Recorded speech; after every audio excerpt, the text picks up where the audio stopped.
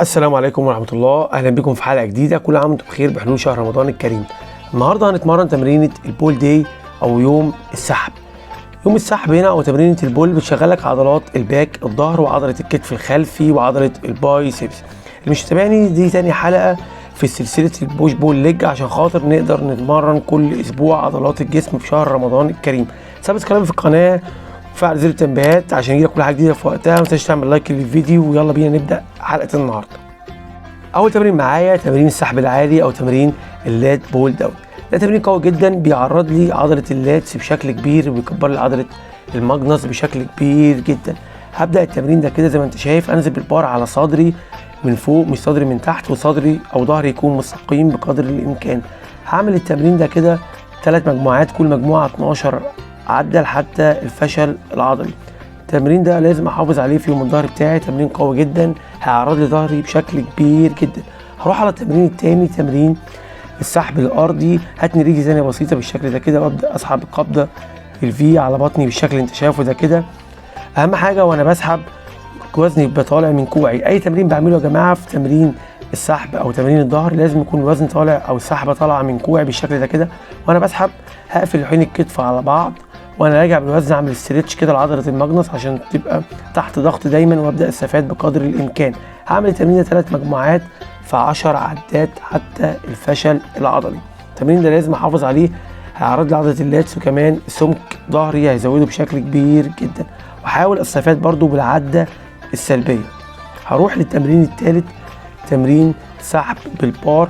هعمل التمرين بالشكل ده كده، اتني رجلي ثانيه بسيطه وابدا اسحب البار على عضلات بطني العلويه، مش على صدري ومش على بطني من تحت، لا اسحبه على عضلات بطني العلويه.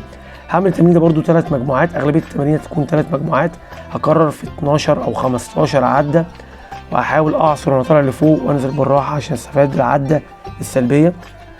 ده تمرين قوي جدا هيكبر لي او هيشغل لي عضلات الصدر، عضلات الظهر العلويه اللي من فوق بشكل كبير.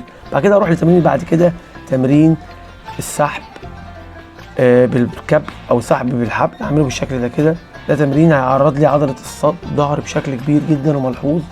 هعمله بالشكل زي ما انت شايف ده كده. ابدا اسحب البار على بطني بالشكل ده كده وانا طالع، اعمل تعريض لعضله الماجنس او عضله اللاتس بشكل قوي جدا عشان خاطر تعمل ستريتش ويبدا الحمل دايما على عضله اللاتس بشكل كبير، وظهري طبعا يكون مفرود ويكون لفوق بالشكل ده كده.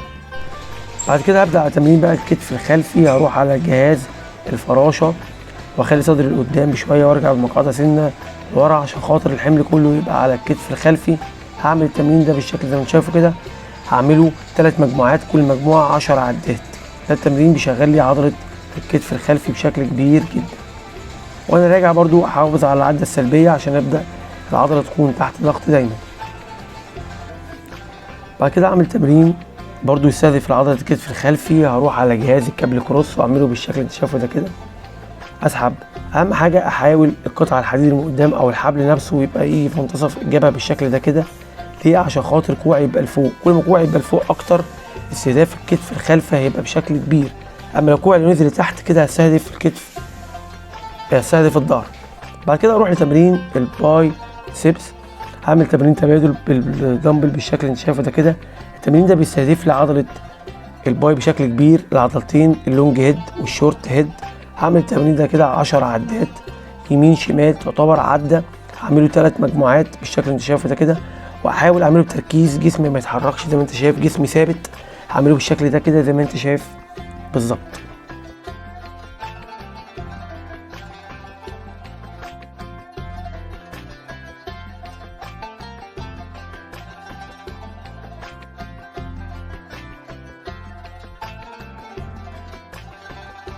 بعد كده اروح على تمرين الحصان او تمرين الثبات للباي. هعمله بالشكل ده كده. ده تمرين قوي جدا لعضله الشورت هيد. طبعا مش شغال الباي كله بس بيركز لي اكتر على عضله الشورت هيد، العضله الداخليه للباي. هعمل تمرين 3 مجموعات، كل مجموعه 12 عده. هنزل للاخر واطلع للاخر، بس اهم حاجه ما افردش ايدي جامد اول تحت بحيث ما اضرش الاربطه في حاجه، واحافظ على العده السلبيه وابدا اعصر لفوق عشان العضله دايما تكون تحت ضغط واستفاد بقدر الامكان. كده انا خلصت حلقه النهارده يوم البول داي. شغلنا عضلات الظهر وشغلنا عضلات الكتف الخلفي وشغلنا كمان عضله البايسبس. اتمنى حضرتك عجبتك تكون عملت لايك للفيديو، ولسه مشترك في القناه تعمل اشتراك حالا في القناه وتفعل زر التنبيهات عشان يجيلك كل حاجه جديده في وقتها. واشوفكم على خير. السلام عليكم ورحمه الله وبركاته.